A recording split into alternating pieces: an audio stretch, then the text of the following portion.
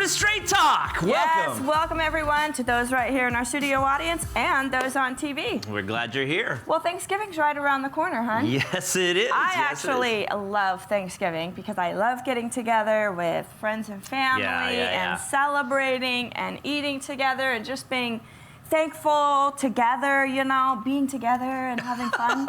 That's right. Thanksgiving, there is absolutely no shortage of food to be thankful for. True. Yeah, and traditionally we have, well, oftentimes we've spent our Thanksgiving in the Williams house having dinner. And we both know, actually everybody that's there knows, that there's not a shortage of food when it comes to having Thanksgiving at the Williams house. As a matter of fact, we could probably feed the entire city of Salem. Well, you know, actually, usually they have like half the city at their house. That's true. For Thanksgiving. That's true. We always have a lot of family and friends. Tons of people. If friends can't, you know, go home, some people live out of state from their family, so they just bring their friends along. That's true. There's a lot of people there, but I got a question for you. So, like, why is it that there's certain foods, like certain dishes on Thanksgiving, that we only serve, like, at Thanksgiving? Like, you know what I mean? What do you mean? Well, okay, here's an example, like the green bean casserole. Right? The green bean casserole, it's so yummy. Everybody loves it, especially when it has that light green crisp on the, you know what I'm talking about. The light green, I mean, you know, everybody loves it. They love the little dried onions and the cheese all melted together. But I don't understand why why do we only serve it at Thanksgiving and we don't serve it the rest of the time? I don't know, but green bean casserole is definitely worthy of being more than a one-time-a-year dish. But it is kind of a one-time-a-year. It is. Like, I think people think about it at like Christmas and Thanksgiving. Yes, like a celebration of some sort. That's the celebration. But, you know, every day during the year, they sell green beans. That's true. Yes. They also sell, like, the onion things. Yeah, the little onion straws. Yes. And they also serve the little... Well, I'm not a cook, so I don't know what's in it. But I know that everything is in the store. Like, why can't we just make it? It's kind of like the pinch hitter in baseball, right? The pinch hitter in baseball, they have to like stay on the sidelines the whole game until they call them up to hit a home run. But it's like, why doesn't he get to play the rest of the game? That's the bean casserole. That is the bean casserole. The bean casserole is like the pinch hitter. It is sitting on the sidelines, just waiting and waiting and waiting, and then it becomes the hero. You know, that's kind of like with sweet potatoes. Everybody loves sweet potatoes with all the oozy marshmallow on top. That's another one. You never have that the rest of the time. Why not? I don't know. Another designated hitter. I can't say that very fast. Well, I got one more. It's kind of like deviled eggs, you know? Now, I will give deviled eggs a little bit more credit because you see them in more, more opportunities there at the house. Potlucks, they're always at the potlucks. Deviled eggs for them. Yes, but on Thanksgiving, they dress them up like a piece of artwork. You know what I'm saying? I've seen some shaped like a turkey. Oh my gosh! And they literally take like again, I'm not a cook. But they take the little cake decorators, and then they put the egg stuff in there, and then they squeeze it out, and it like comes in nice little star shapes. Like, pose it like a turkey. But why do we only do that at Thanksgiving? Why not just do that all the time? We should do that at our birthdays. We should. I am totally making you turkey deviled eggs for your birthday next year, because you just had your birthday. We do dress them up, though, right?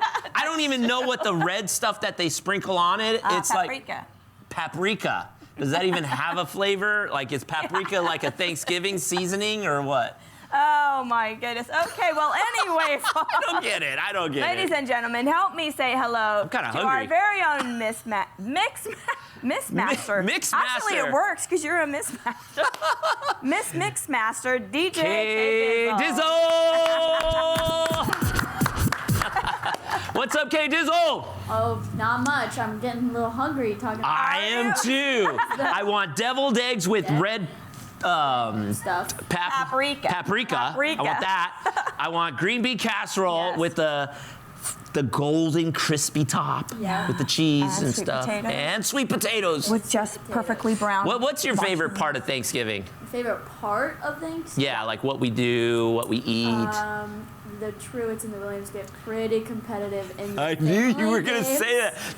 The William Truitt charades. Yeah. That one is... That always got so competitive. That's always fun. It's a friendly competition sometimes. Hey, let me ask you something. Has it ever got so competitive that you cried? Absolutely. Almost every year. They do this every year.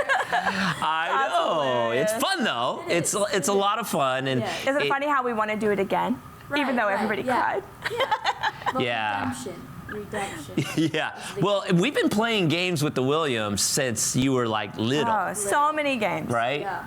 So what do you think about Uncle's games where he sets up like cups with money in them, and you have to try and hit it? I remember you guys wanting to search for eggs on Easter till you were really old because there was always money in the really nice prizes. Really nice prizes. Yeah. At the It's end. all about the kids. Always fun. All about the kids. Anyway, Thanksgiving's coming up. We're looking forward to it, and so we got that. But folks, we have a great show for you today. We've got John Carney is in the house, and later we'll be talking about Thanksgiving and how to be thankful for nothing. So don't go away. We'll be right back right after this commercial break. Did you say chocolate at the end? No. Chocolate? Dizzle. The show? The show must go on. No. DJ. K. Dizzle. Like you're speaking in tongues right now, man. I can't even get anything. Say it again. DJ. K. Dizzle. Like your lips are barely moving, bro. DJ. Take. DJ. Shake. Show. Shake. I'm feeling the spirit right now. Hey, can I get a hand over here? Hey, man, we got you. Hey, could you file this permit for me? Sure, I've got you. Thanks, man. Whoa, I got you. We have times available Tuesday, Wednesday, and Friday. I'm only available on Saturdays. Oh, no worries. We got you. Hey, can you call her for me? Yeah, I got you. I got you. We got you. I got you.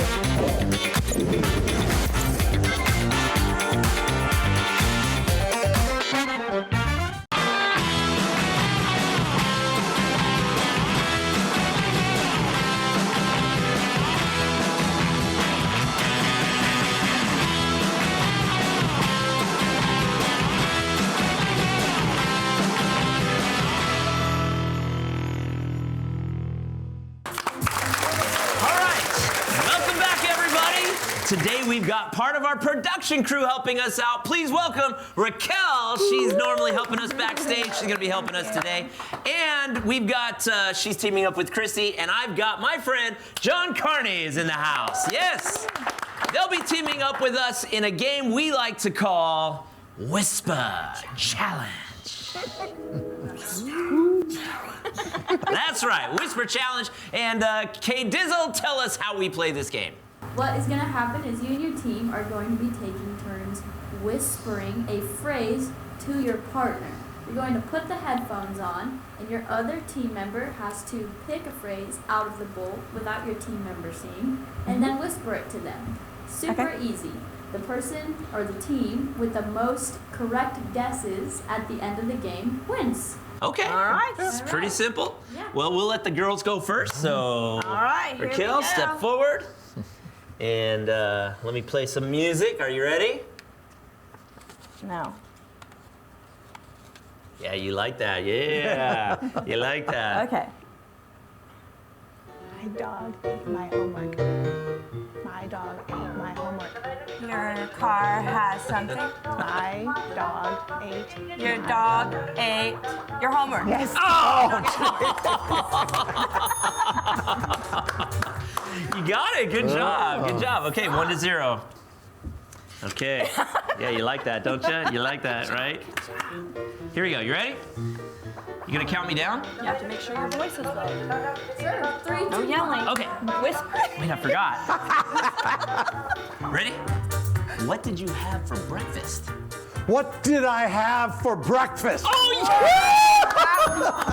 That was good! And I'm telling you, we can't hear through that. I'm telling you, we cannot hear that. All right, you're up, Kristie. In 3, 2, 1. Do Do I like sing? Do you like to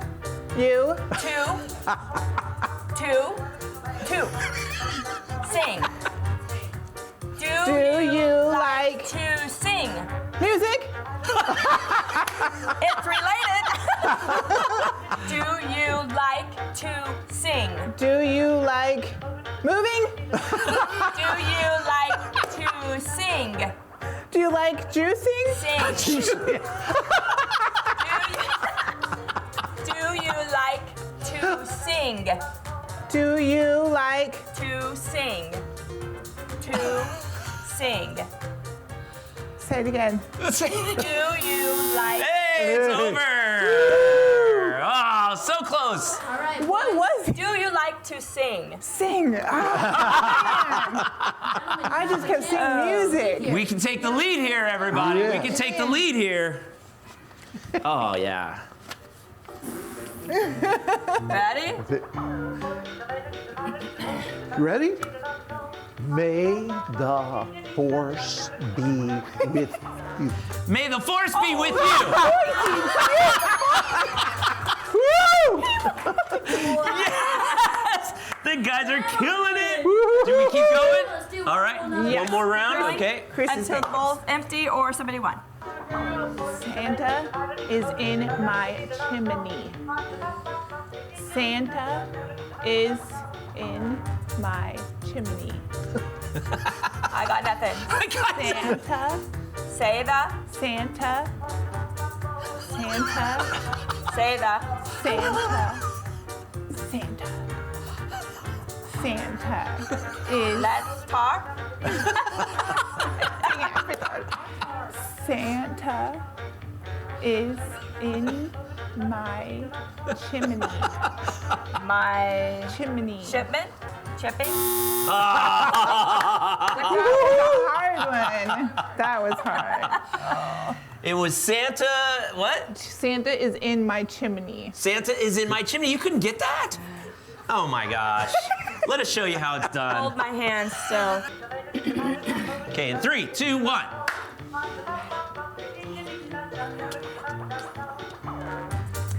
Something about up.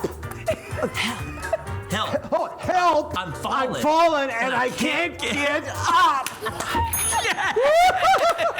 Woo! We are good or what? Nice. Yeah, you are. Hey, she said talk about normal phrases. We're just picking out of a bowl like you are. Go. All state. All state. That's it. I forgot. All state. All day, All state. all state, Are you in good hands? all state, are you in Good. good? Good hands. All state, you're in good hands. All right, this has got to be for the win because it's 3-2. Well, so you still are winning. This is going to be for the win, right? Yeah, sure. Okay. For the win. Sure. For the reassured win.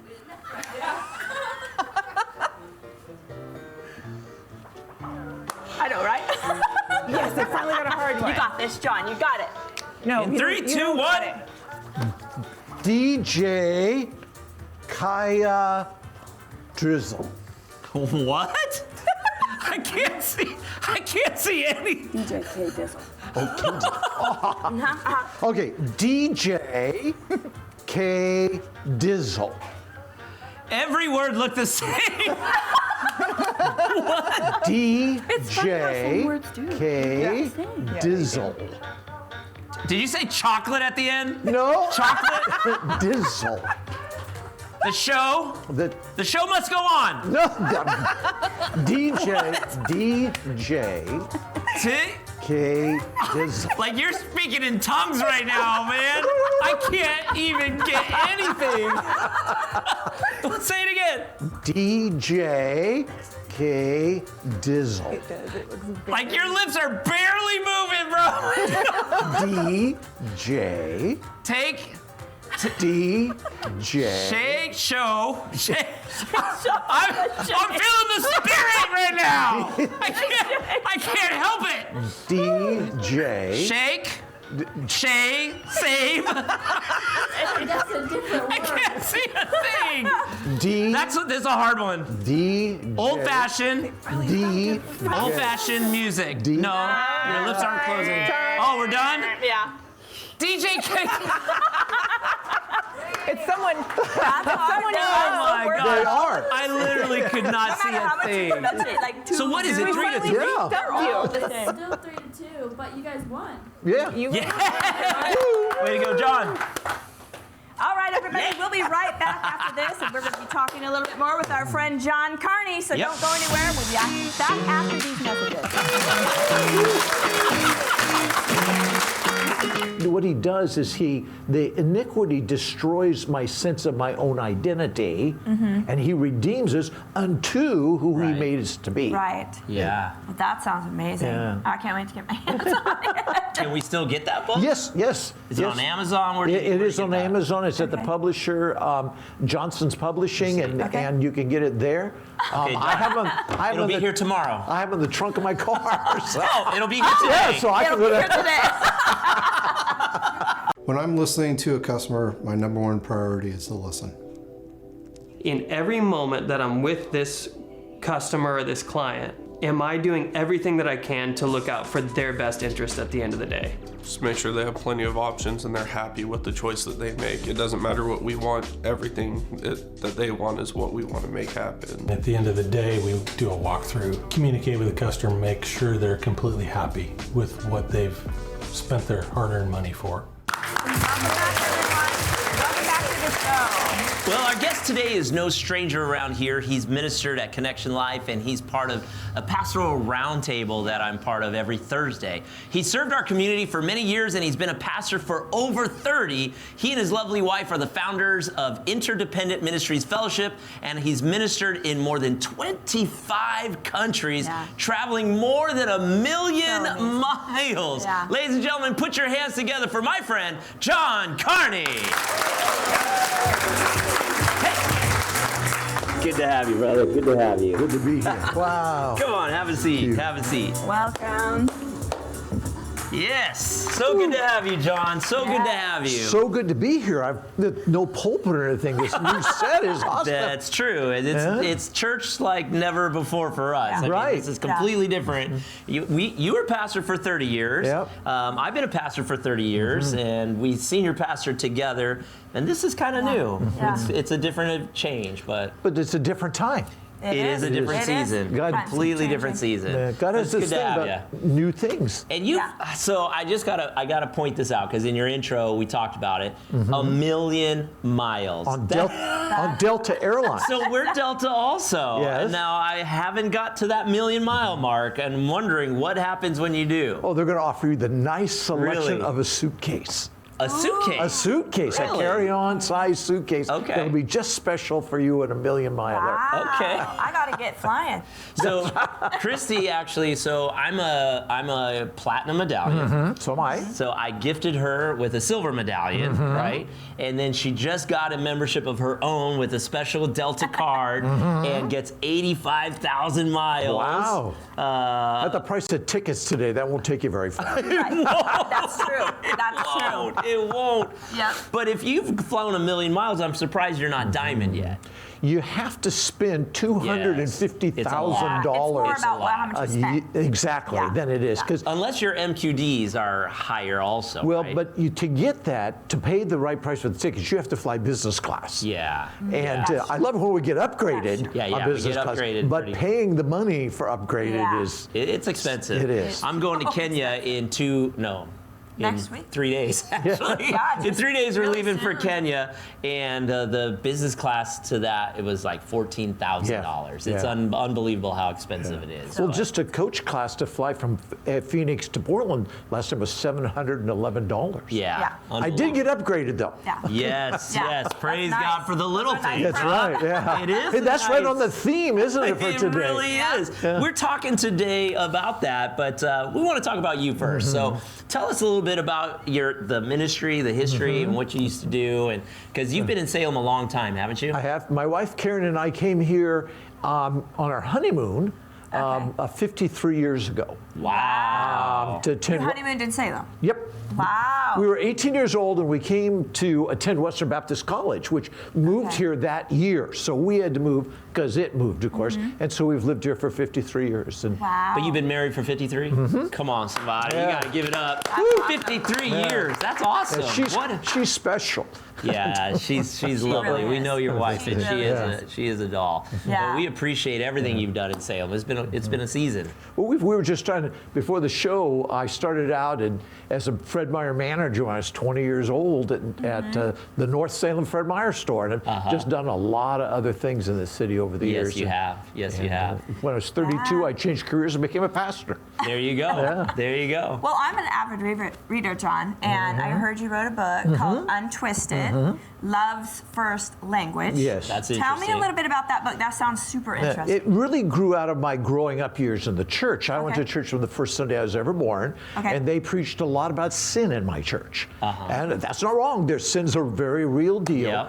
But I was never seemed satisfied that the answers they were giving us about sin were always complete. It was always to come to the altar and confess your sin and repent.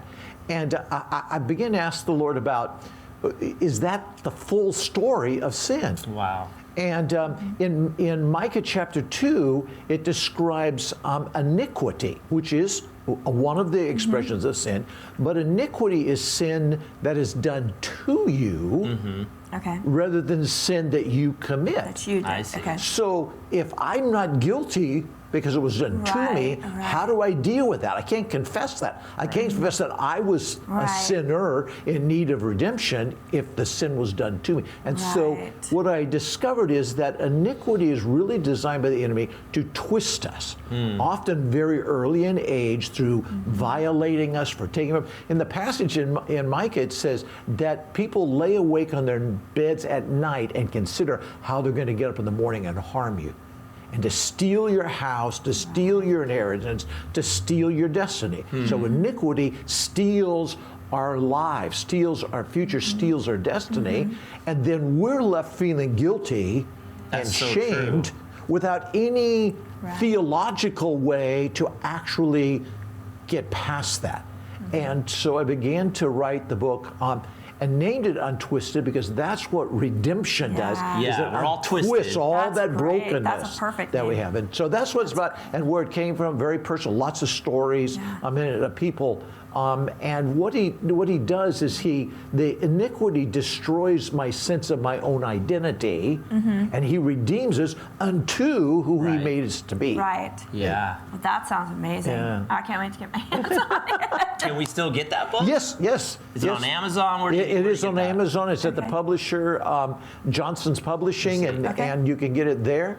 It'll be here tomorrow. I have it in the trunk of my car. So. Oh, it'll be here today. Yeah, so I can go there. That sounds amazing. Yeah, that's cool. It's great. changed so much how I think as a pastor and how I function, because I'm not just looking at what somebody did wrong, but the wrong that was done to them.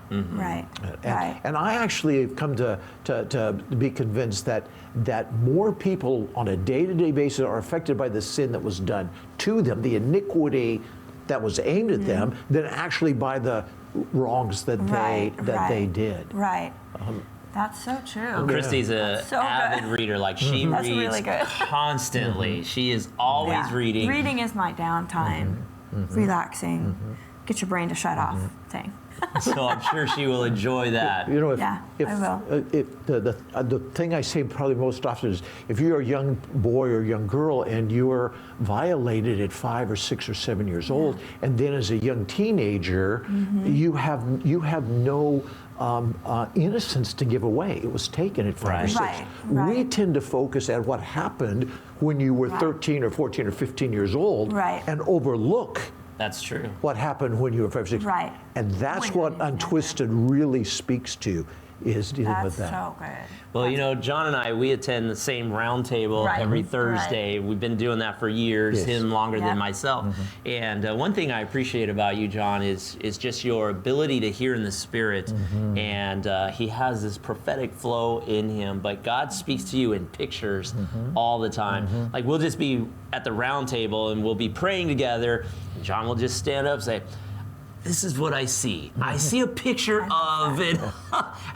When did that start? How has God been using you in the prophetic like that? I grew up in a church that was not at all oriented towards the prophetic, but I've been a seer since I was a little boy. And it's part of who I am. It isn't something, Kevin, that I do as much as it is simply John being. It's just John being John. It's just a natural part of me. Very often, I'll be sitting and doing some work, and all of a sudden the Father begin to talk to me and say, let me tell you about somebody, and begin to tell me about somebody. And that happens pretty regularly. I think of a really fast story is I was on an airplane flying back, and this lady got on the airplane, and it was on one that you get on in ABC groups. And so I got clear in the back seat on the aisle, and there was an empty center seat. This lady comes down the aisle to the very back row and says, I want to sit in that seat. And as I stood up to let her into the seat, Father said to me, would you tell her for me that the years that the locust has eaten away, I will restore?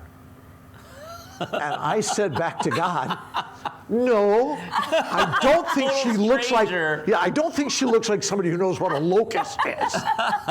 And he said a second time, I want you to tell her that the years the locust has eaten away, I will restore to her. And as a matter of fact, I've been watching her, and I know that she's been trying with all of her effort to get her life back, but does not believe she can get her life back. And I said, I still think the locust is a problem. I don't think she's going to know what one is.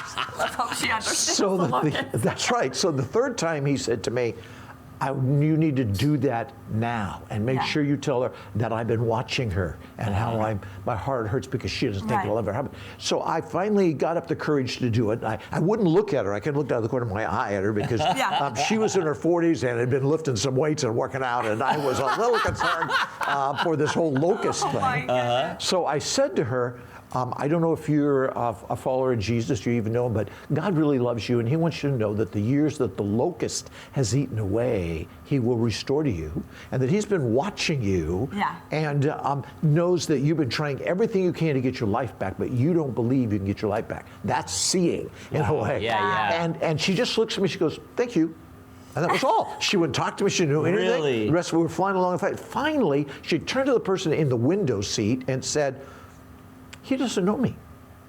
How could he know that he doesn't know me? She said, since I was a very little girl, the only thing I wanted to be was a firefighter. So I worked really hard, building myself physically and emotionally to be a firefighter. I'm in fact a decorated firefighter from the city of Seattle.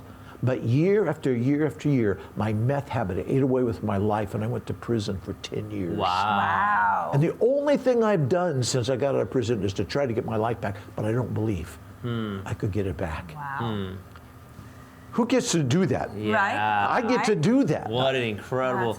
Well, you've been in ministry for a long time. You've been in Salem for a long time. And I know you have a politics and government background. And I know when I first met you, you were still doing a little bit of that. And so I'm curious, because with everything that the world is going through today, as a pastor, it's been difficult. It's been challenging, to say the least, to pastor and to try to keep a balance between politics and racism and COVID and protocols and all that. How did you deal with that over your 30 years of ministry when you were in politics and government? How did that play into your ministry? It was challenging because I'm of a conviction that the church is here to not cater to necessarily the government or see itself working through the government, but to really offer a viable alternative for those that the government doesn't work for. Right now, so many things that get done, from feeding the poor to housing to all of those kinds of things, are done by the government. And so it'd be easy for the church to go, okay, that's all done. They're taking care of it. Let them take care of that. But in fact, we're to be an alternative to the government. So when I was on the city council for 8 years, and I ran for mayor in the city, came in second in a three-way race for mayor, so I was very actively involved. But I saw that I was doing that as a man of faith, not as a representative of the church. I wasn't trying to make those two things blend, because I, Kevin, don't think that they actually can. I see what you're saying. Blend together. So oftentimes as a church, you try to represent the church in office. Right. But actually you were just being who you are. Right. And living the life of Christ in office. Right. And then the church will prevail, because if you will obey God in office, the church will prevail. And everything that the government does always changes, but the kingdom of God, and you use the right word, prevails. Yeah. The government doesn't always prevail. No. It sure feels like it in the culture we live in, especially with the educational things and all this going on. But the government doesn't prevail. Another person followed me into office when I stopped running, and they changed the things that they had a different set of values. So the government shifted. Sometimes the government's been favorable towards the churches in the history, for an example, of this city, and sometimes, like locating in downtown Salem would be an example of where they were dead set against that idea. They were. They were. Do you remember when we first came to downtown, we were told we couldn't. Right. They were telling us that there are no more, they've put a block on any more new churches. We're not allowed to come downtown. Right, and then right after that, you found the spot at the Reed. Correct. The Reed Opera House. Right. So, I mean, we're hearing, no, not possible, can't do that. And then you met somebody that ran the theater, the little black box theater at the Reed Opera House, and he said, yeah, I'll share my theater with you. So, I mean, God makes a way. We kind of snuck in a little bit, you know? Even when the government's saying absolutely not, God's like, oh, well, watch what I can do. Well, and that kind of relates to what we're talking about as far as being thankful for nothing, because we were praying for a building, and we even looked at several, and nothing was opening up. We couldn't afford it. It was just almost impossible. And if we would have went that route anyway, the government would have shut us down. Because if we would have got our own building downtown, they would have shut us down. Yes. But because we didn't find a building and there was nothing for us, we ended up renting from someone who was already downtown. Exactly. And we were able to kind of got snuck in and kind of grandfathered in. And here we are today in our own space. We've been at this building for over 10 years, and that's just how God works, right? We have to be thankful for those little moments. See, and that's why it was so important to me that I, as a follower of Christ, ran for and got elected to public office. I didn't represent the church in public office. I represented who I am in public office to try and influence that. I think we really get ourselves in danger when we somehow see that the church and the government merge together to accomplish things. I've traveled to more countries, 38 countries of the world I've been to. Since then? And you see when the church and the government try and merge, it never works. That is not how God does. He does it through individuals who will position themselves to be influencers in the city. Well, we have to take a break, but when we come back, John's going to stick around with us, and we're going to start our discussion on being thankful for nothing. Don't go away. We'll be right back. We had no money. We had $5 left to our name to get lunch at the mall. On our way to the mall, we were up the top of this hill. We were going to come down this hill, go down to where the mall was, but I ran out of gas. I just happened to run out of gas right at the top of the hill, and I was able to coast my car all the way down the hill and turn right in. No. Not into the mall parking lot, into the gas station. There's a gas station down there. So we ran out of gas. I just kind of coasted all the way in, to turn left, right, and just parked right where they fill the gas, right? That's where we landed. Hey, can I get a hand over here? Hey, man, we got you. Hey, could you file this permit for me? Sure, I've got you. Thanks, man. Whoa, I got you. We have times available Tuesday, Wednesday, and Friday. I'm only available on Saturdays. Oh, no worries. We got you. Hey, can you call her for me? Yeah, I got you. I got you. We got you. I got you.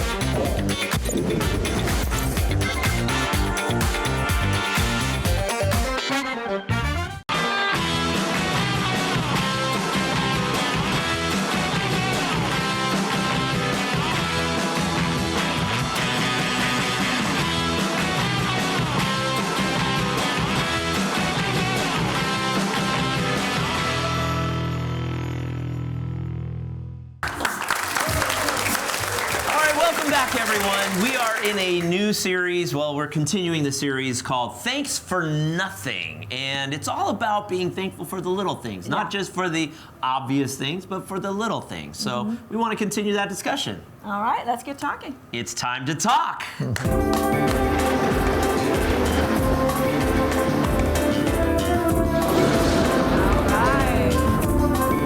Well, John, thanks for sticking around and joining us for our discussion on Thanksgiving. Well, thanks for nothing is the title of the discussion. But it's pretty much talking about how it's really easy to be thankful for the obvious things. Like we've been talking about this already. When you have miraculous miracles happen in your life, or somebody gives you a car or something like that, it's really easy to be thankful for those things. But sometimes we forget the very obvious things, or we really tend to not be thankful in seasons of trials and tribulation and just hard things going on in our life. It's hard to remember to be thankful for even the obvious when we're in those seasons. Yeah. We sometimes forget about the obvious when we're in a season of struggle. Right. And we talked about a spectrum. Like for me, life experiences are kind of on a spectrum. You have your obvious blessings here, the miraculous, healed of hearing We all problems. love those. We all have, right? Miraculous, we all want those. Then you have what I call the neutral zone, which is your daily living. You have food on your table, you have clothes on your back, you have a house to go to, and maybe you have a regular job. It's kind of neutral, day-to-day living. Thank you, Lord. That's not so hard. But then you have on this side of the spectrum, the challenges in life, right? The things that don't go quite right. And it's funny how easy it is, as Kristie was saying, to be thankful for the obvious, the miracles, but how easy it is to forget about those miracles as soon as you get over here on this side of the spectrum. You know what I'm saying? Yes, I do. It's very difficult to remain thankful on the hard things. And that's what this series is about. Being thankful for absolutely nothing. Now, I'll give you an example. Maybe you have a few of your own. An example is like when I was younger, a teenager, I got the car of my dreams. We talked about my car on a previous episode. It was a Mazda RX-7, and I loved that car. It was red. Mazda RX-7. and I was young and dumb. Let me just say that, okay? But my friend and I, we used to hang out all the time. We got in my car and we were going to the mall. And we didn't have any money. I had to pay for that car. We didn't have any money. But we were just gonna go hang out at the mall. In those days, that's what kids did. They just kind of hung out at the mall. We had no money. We had $5 left to our name to get lunch at the mall. On our way to the mall, we were up the top of this hill. We were gonna come down this hill, go down to where the mall was, but I ran out of gas. I just happened to run out of gas right at the top of the hill, and I was able to coast my car all the way down the hill and turn right in. No. Not into the mall parking lot, into the gas station.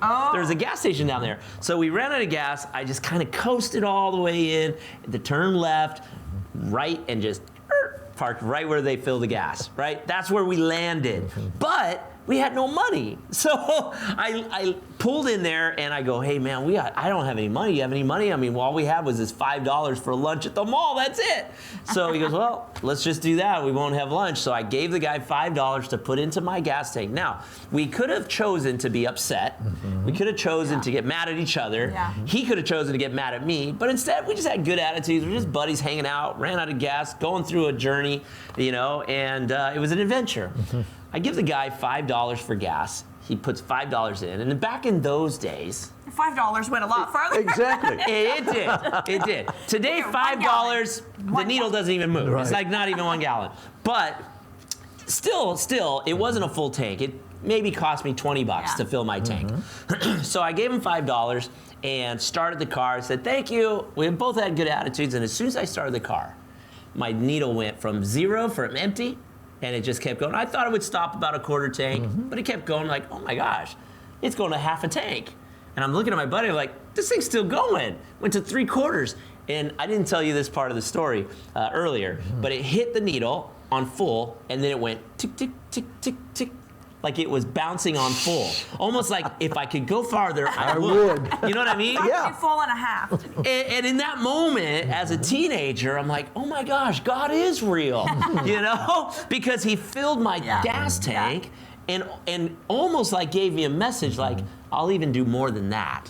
Like, I can't do more today because that needle stops at full, right?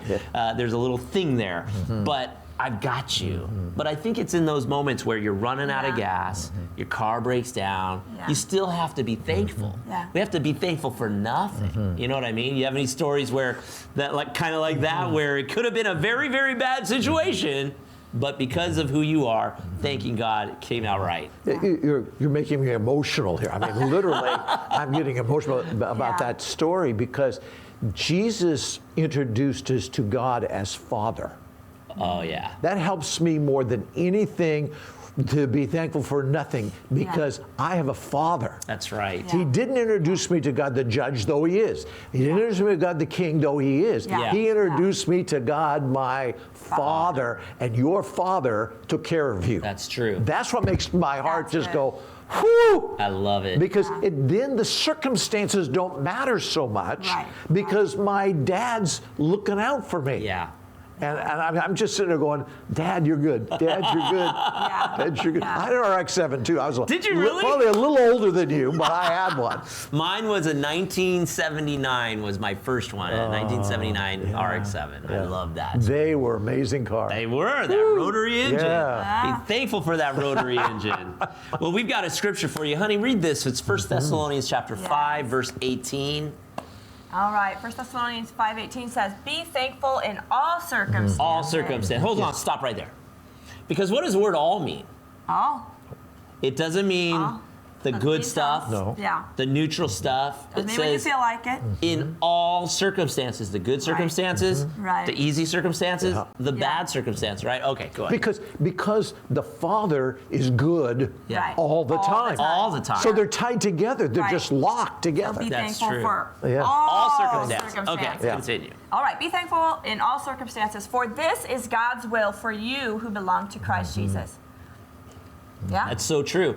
Now, when we talk about all the circumstances, it's the circumstances where you run out of gas. Yeah. It's the circumstances, so that same RX-7 kind of broke down on me a few times. The starter went out, so I had to park on a hill so that every time I start my car, I could jump start it. So I had to make sure I start on a hill. Those were the kind of times. Oh, also the reverse went out. I couldn't put it in reverse, so I had to make sure that wherever I stopped, I could go forward. It was those kind of. Oh, and also the door wouldn't. No, what was it? The door wouldn't open from the inside. So I had to roll down the window, reach out, and I mean, those are the kind of things. But you know what?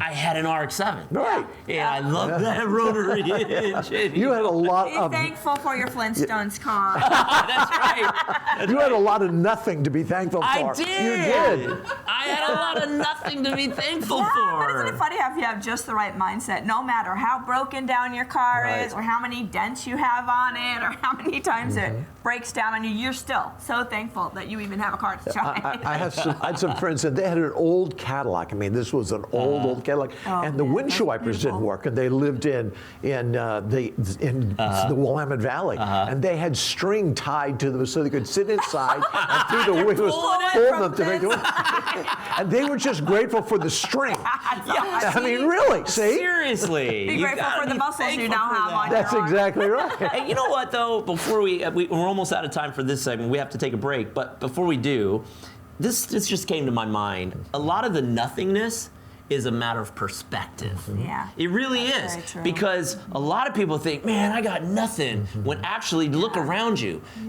You have a lot compared to the people. Like when I go see some of the people in Africa next week, they may have nothing. Right. You have a ton. Right. You know what I mean? But it's a matter of perspective where here in America, we think we have nothing because our windshield wipers don't work. Right. We think we have nothing because we have to roll down our window and open the door from the outside. We think we have nothing because we didn't get to eat at this restaurant. Instead, we had to go to this restaurant, you know? But that's a matter of perspective, don't you think? It totally is. So when we say thanks for nothing, it really is a matter of perspective. You have to be grateful even for the little things. It may be nothing to the person in Kenya. Right. I mean, it may be a ton to the person in Kenya. It may be nothing to you, but it may be a ton to them, right? It may be a ton to the person in Uganda or in other third world countries, or even people here in America. Right. Yeah. right? The people that we're sitting around, you know, what we have might be a ton to them. Absolutely. But we call it nothing. I think we should be thankful for the nothing. And I think that we get ourselves caught in that, Kevin, because we are so focused on things rather than on that relationship with our Father or with one another. Right. A lot of thankfulness really comes in. You were talking earlier at the opening of the show about being together with family. Right. Yes, yes. You know, we can go through an awful lot of trouble and be thankful if we're surrounded in relationships. That's so true. Well, we got to take a quick break, but don't go anywhere. We're going to be right back after these messages with John Carney and talking about thank you for nothing. Thanks for nothing. All right, we'll be right back.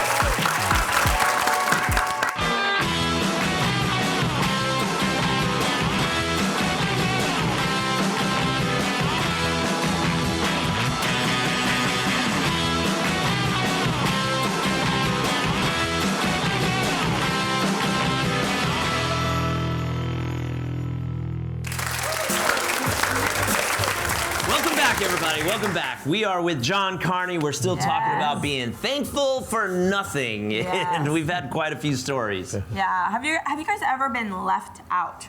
Like you feel like everybody around you is talking about their blessings. They're talking about the things happening in their life, and it's just all so positive, positive, positive. And you feel like you're kind of in this valley of no blessings, or you feel like everything's, you know, like you're stuck in a hole and the dirt slowly being stacked on top of you, right? It's really hard to be thankful in those moments. It really is. I remember when I was a child, I used to love playing baseball. Yeah. And you still do. I still love baseball. I played church softball league, all of that stuff. But when I was younger, I wasn't as massively big as I am today, right? I was a lot shorter, and I wasn't this giant that I am today. So as the short guy on the team and the younger guy, they always put me at catcher. They always put me at catcher because that seemed to be the insignificant, you know, position. And then as soon as a play actually happened at catcher, like 2 guys would run to the plate and make the play and push me out of the way. And I felt like, what in the world? What in the world? I felt like a nothing. I felt like, what's the value, you know? And I never, it's kind of like those times where they used to pick, you know, teams and you're the last one to be picked. Sometimes when you see people being blessed all around you, then, and you don't receive the blessing, you know, he can feel kind of left out. How do you thank God in moments like that when everybody's being blessed but you know? It's really hard because we feel the pain. And often the pain becomes greater than our ability, it seems like, to bless. I have a much more tragic story than yours. I stuttered when I was in elementary school, and I had to take special classes, and they were always during recess. So everybody else got to go out of recess except for me. And all I could think of is, why not me? Why don't I get to, what is wrong with me? This is like another disability. And I found that a very difficult time to be very thankful for much of anything because the weight of that pressed on it. And I think the way that I finally had to go back to, and I sound like a broken record today, I had to go back to my dad in heaven and say, so what are you going to do? You promised to help me. And he healed my stuttering. Oh, that's amazing. So I actually was divinely healed of that. I don't think it was because I was complaining, which I was. I don't think it was because I was moaning, which I was. You know, I don't think it was because I was angry at how unfair it was, but I was. But I think my dad just said, okay, son, I love you and I'll take care of that. And I don't know another way. I could not have mustered up the ability to be thankful in that circumstance. Isn't it funny how in many situations the natural instinct in us to compare, so we're looking at others and saying, oh, they're getting this, but then we look at ourselves and we're saying, well, I'm not. So there's that comparison thing going on, and instead of doing the comparison thing, we learn to be thankful when there's less. So instead of me sitting around feeling sorry for myself, being thankful that they're being blessed. I even have the opportunity to say, oh Lord, thank you for blessing my sister. Yeah. Thank you for blessing my brother. I'm so thankful that they're so blessed. So instead of looking inward, I'm looking outward, just being thankful for what I see around me. So personally, touch me. I want that anointing. For real. Woo! Pass it on. Yeah, but it produces something in us where we have less, and it produces in us and the ability to be thankful in the less. So instead of concentrating on how much I personally have or that I don't have enough, I'm now capable of just being thankful, whether it's for myself or not. It might be for someone else, but it produces something in me. Right. An ability to be thankful in the little seasons or in the seasons of want and need and hurt or whatever, you know. When we talk about being thankful for nothing, there's always something to be thankful for, even if it's being thankful for what somebody else got. And that's powerful, honey. That is powerful. Wow, yes. When you have nothing, be thankful for what somebody else has. When you have nothing, be thankful for what your neighbor received. Right? And when we can start thanking God for the blessings upon other people, then we start seeing the blessings upon ourselves. We open ourselves up for, I mean, God sees that. He's such a good God. Yes. Our Father is so good to us. So the name of the series, Thanks for Nothing, it's kind of a play on words, because the reality is, and we've been talking about travel, you traveled 1 million miles, we're both Platinum Delta, and last week, I believe it was last week, 3 out of my 4 flights were upgraded to first class. And that's pretty common nowadays with my flying, because God just takes care of us. And a lot of people have criticized me, like, well, you're just you fly a lot, so you get upgraded. I said, no, that's not always the case. Not out of Portland. That's not always the case. And here's an example. So last week I was flying to Chicago, and 3 out of my 4 segments were upgraded to first class before I even got to the airport. And the one leg, it was the longest flight from Seattle or from Portland to Minneapolis. That was the longest part of my trip. It wasn't upgraded.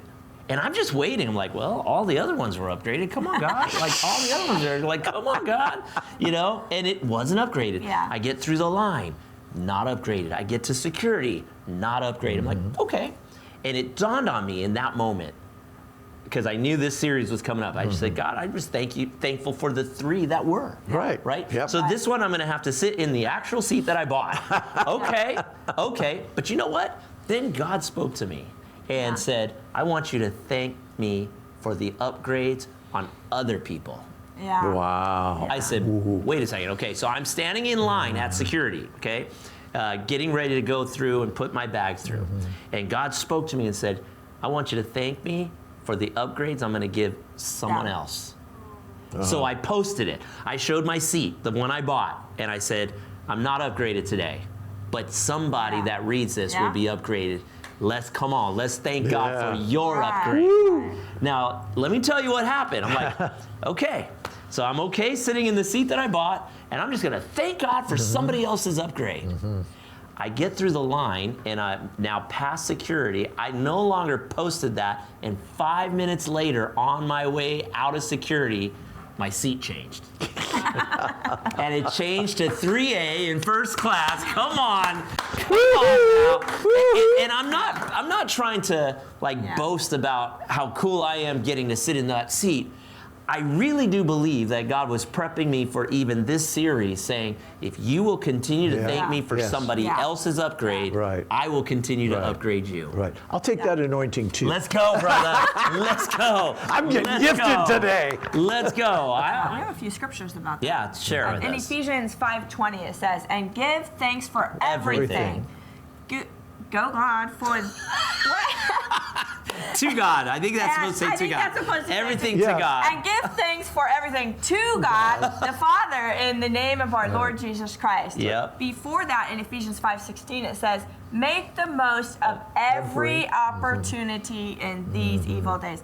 And we see the evil all around us. We don't really have to look that hard for it. I mean, I'm just being honest. It's there. It's not as hidden as it used to be. It's kind of in your face now. We don't have to look for it, but training ourselves to continue to be thankful and to look for all the ways to spread joy, like going up to somebody and saying, I think when you're amongst your friends and family, they know what each of you is going through. They know what's going on. And being able to go up and say, I'm so thankful for what just happened to you, for the blessing poured out upon you. I'm able to share joy with them that I'm thankful and, for them, even though my moment even hasn't come yet. But it spreads something into that person when they see you being thankful, when they see you doing that, living that out. Kevin, in a lot of places in the world that you travel and that I travel, this would be impossible almost because there's such a sense that there's never enough. So if you get a blessing, I'll never be able to get that blessing. And so we really have to lead the way. You guys talking about this this morning. I wasn't just joking about wanting that anointing. That is so crucial in our world to have that kind of a thinking process. So true. It is so true. You travel a lot. You've probably seen these situations, and this is what I'm talking about. We need to be thankful in the little things, even when things get hard. In your travels, have you ever gone to those hotels that are just so massive, like you check in and you've got all your luggage and you got to walk a mile to get to your room, you got to go up to the 23rd, 54th, 76th floor, whatever it is, and then you got to walk. Your room is never right by the elevator. You got to walk all the way half mile down the hall. And so I was in this one situation. I had traveled for like 14 hours. I was tired. It was late at night. I had to go a mile to my room. All my luggage and my key didn't work. And it was in those moments where I was like, oh, you just want to yell at somebody because now I got to go all the way a mile back to say my key doesn't work. And instead of getting angry and yelling at the poor lady at the desk who had nothing to do with it, I instead just thank God for the grace. Thank God that I'm able to travel. God, that I can have walk all the way to the exactly. That my legs still work. I can walk myself there. So I thanked him for a nothing kind of key that didn't work. And the lady just sat there. She goes, oh, I'm sorry, Mr. Truitt. Let me check. She goes, kind of like a travel agent. I'm like, what are you typing? Like, what are you typing right now? Anyway, she goes, sir, I'm just gonna upgrade your room. I'm like, no, that's not necessary. Just get me a key that works. She goes, no, I insist. You should not have had to do that. And when she upgraded my room, she handed me a new key. She goes, okay, you'll be on this floor now in the presidential suite for free. Like, not only did I not have to pay for the upgrade, but I didn't have to pay for the room. And she upgraded me for free. Now, why do I tell that story? It's because when we're on this side of the spectrum, people always ask guys like you and I, well, how do you get upgraded so much? Why are you so lucky? Blah, blah. It's not about luck. It's about having the right mindset to be thankful even on this side of the spectrum. And when you can be thankful on this negative side of the spectrum, you're going to live on this side of the spectrum that's blessed. Absolutely. Amen. I love it. Well, we're so glad that you joined us, man. I hope you had a good time. I've had a great time. Thank you guys for having me today. We love having you, but we're out of time today. We want to thank our guest, John Carney, for being with us, and we want to thank our sponsor, Advantage Heating and Air, keeping Salem in the Mid-Valley comfortable since 1992. We hope that you'll join us next week. Don't go too far. We'll be one more talk about being thankful for nothing. We hope you'll join us. Have a great week, everybody. We'll see you next time.